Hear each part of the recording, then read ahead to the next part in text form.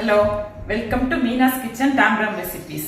இன்னைக்கு நம்ம பார்க்க போற ஒரு டேஸ்டியான ஸ்வீட், ரொம்ப ஹெல்தியான ஸ்வீட்டும் கூட. இது பாதாம் ஹல்வா. சூப்பர்வா இருக்கும் பாதாம் ஹல்வா. பாதாம் போட்டு பண்றதுனால நமக்கு ஹெல்த்துக்கும் இது ரொம்ப நல்லது. அதை இன்னைக்கு எப்படி பண்ணலாங்கிறத பார்த்துடலாம்.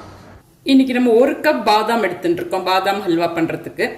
நெக்ஸ்ட் வாட்டர் வந்து நம்ம நல்லா பாயில் பண்ணி வச்சுட்டு இருக்கேன். பாயில் பண்ணிட்டு ஸ்டவ் ஆஃப் பண்ணிடலாம். நம்ம ஸ்டவ் ஆஃப் பண்ணிட்டு நம்ம எடுத்து வச்சுருக்கிற அந்த 1 கப் பாதாம் அப்படியே அதில் டிரான்ஸ்ஃபர் பண்ணிடலாம். இது ஒரு 10 to 15 மினிட்ஸ் இதில் நல்லா சோக்காக இருக்கட்டும். அப்போ தான் நம்ம இதோட ஸ்கின்னை வந்து பீல் பண்ண முடியும். இப்போ நம்ம ஹாட் வாட்டரில் போட்டிருந்தோம் இல்லையா, ஒரு 20 மினிட்ஸ் ஊற வச்சுருந்தேன் பாதாமை. அதில் உள்ள ஸ்கின்னை பீல் பண்ணி எடுத்துட்டேன். அதுக்காக தான் நம்ம ஹாட் வாட்டரில் போட்டு வச்சுக்கிறது. ஜஸ்ட் ஊற வச்சுட்ட பாதாமை வந்து இந்த மாதிரி ப்ரெஸ் பண்ணி விட்டுட்டாலே அதோட ஸ்கின் வந்து பீல் ஆகி வந்துடும் ஈஸியாக. ஸோ இந்த மாதிரி எல்லா பாதாமையும் நம்ம பீல் பண்ணி எடுத்து வச்சுட்டுருக்கோம். இப்போ இதை அப்படியே ஒரு மிக்சி ஜாரில் நான் ட்ரான்ஸ்ஃபர் பண்ணிக்கிறேன். ஒரு பவுல் பாதாமையும் அப்படியே ட்ரான்ஸ்ஃபர் பண்ணிட்டேன். அதில் கொஞ்சமாக நம்ம மில்க் ஆட் பண்ணிக்கலாம். மில்க் ஆட் பண்ணிட்டு அப்படியே அதை நல்லா கோர்ஸாக அரைச்சிட்டு வந்துட போகிறேன். இப்போ மிக்சியில் வந்து அந்த பாதாமை கொஞ்சமாக மில்க் விட்டு நல்லா அரைச்சிட்டோம். இது கொஞ்சம் கோர்ஸாக அரைச்சிக்கணும், ரொம்ப நைஸாக வேண்டாம். ஒரு 95% கோர்ஸாக அரைச்சிக்கணும். அதை இப்போ நான் வந்து அப்படியே அடிகனமான ஒரு அலாய் சட்டியில் டிரான்ஸ்ஃபர் பண்ணிடுறேன். அரைச்சின்ற விழுது எல்லாத்தையுமே, இந்த பாதாம் விழுது எல்லாத்தையும்.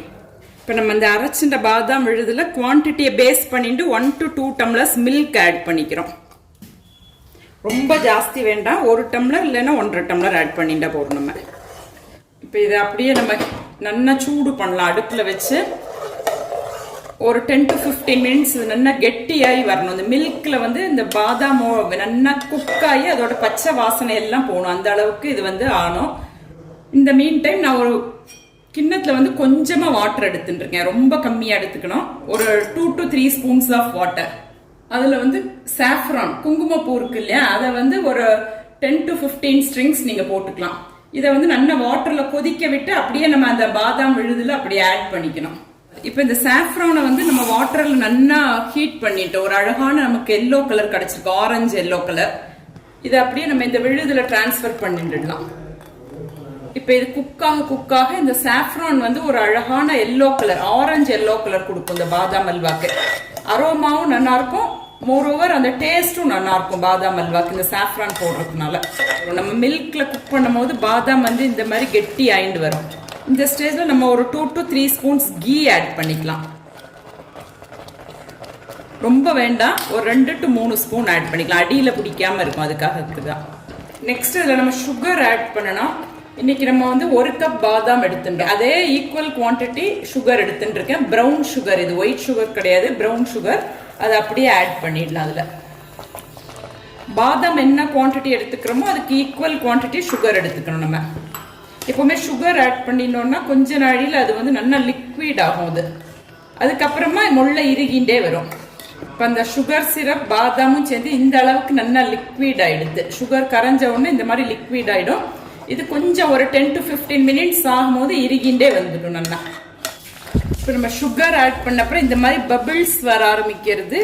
மோரோவர் கெட்டியாகவும் ஆயிடுது. நல்லா பாதாம் அல்வா வந்து கெட்டி ஆயிட்டு வருது. ஸோ இந்த ஸ்டேஜில் நம்ம வந்து 1/2 கப் கீ எடுத்து வச்சுருக்கேன். ஆல்ரெடி நம்ம ஒரு 3 ஸ்பூன்ஸ் விட்டுட்டோம். ஸோ எக்ஸாக்டாக என்ன குவான்டிட்டி பாதாம் எடுத்துக்கிறோமோ அதில் 1/2 கப் எடுத்துக்கலாம். நீங்கள் ஹாஃப் த டைம் எடுத்துக்கலாம். அந்த கீயை அப்படியே அதில் மிக்ஸ் பண்ணி விட்டு ஆட் பண்ணிக்கலாம் அந்த கீயை. ஸோ கீயை ஆட் பண்ணிட்டு நம்ம ஒரு 10 மினிட்ஸ் வச்சுக்கலாம். அந்த கீ, பாதாம், அந்த சுகர் சிரப் எல்லாமே இதில் நல்லா மிக்ஸ் ஆகிக்கட்டும். ஸோ இப்போ பாதாம் அல்வா நல்லா கெட்டி ஆயிடுச்சு. கீ விட்டு கீ எல்லாத்தையுமே அப்சர்வ் பண்ணிட்டு இருக்கு. இந்த அளவுக்கு இந்த பபிளாக வருது. இந்த அளவுக்கு கெட்டியானா போதும். இது ஆற இன்னுமே நல்லா இறுக்கம் கொடுத்துக்கும். இந்த அழகான கோல்டன் ப்ரௌன் கலர் இருக்கு பாருங்க. இது வந்து நம்ம சாஃப்ரான் போட்டதுனால தான், இந்த குங்குமப்பூனால தான். நம்ம இப்படி கரண்டியை ரொட்டேட் பண்ணினோம்னா அதுவும் நல்லா ரொட்டேட் ஆகும். பாத்திரத்தில் வந்து ஒட்டிக்காது, கொஞ்சம் கூட ஒட்டின்னு இருக்காது, அடி பிடிக்காம இருக்கும். நம்ம ஏற்கனவே அடி கனமான பாத்திரம் தான் யூஸ் பண்ணுறோம், இது கலாய் சட்டி மாதிரி. ஸோ இப்போ பாதாம் அல்வா நம்ம ரெடி பண்ணிட்டோம். இந்த மாதிரி ஸ்டேஜில் நம்ம ஸ்டவ் ஆஃப் பண்ணிடலாம். இது நல்லா இறுக்கம் கொடுத்துக்கும். இது நல்லா டைட் ஆற நல்லா டைட் ஆகிட்டு வந்துடும். இப்போ இந்த பாதாம் அல்வாவை அப்படியே ஒரு பவுலில் நான் ட்ரான்ஸ்ஃபர் பண்ணிட்டேன். இதில் மேலே லேசாக கார்னிஷ் பண்ணுறதுக்கு பாதாம் வந்து இந்த மாதிரி கட் பண்ணி எடுத்து வச்சுட்டுருக்கேன். அதை கார்னிஷ் பண்ணிடலாம். அப்புறம் கொஞ்சமாக சாஃப்ரான் குங்குமப்பூ அதையும் போட்டுடலாம்.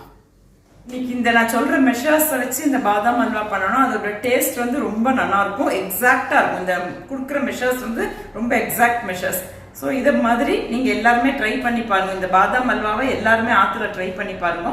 எப்படி இருக்குங்கிறதுக்கு எனக்கு ஃபீட்பேக் கொடுங்க. தேங்க்யூ.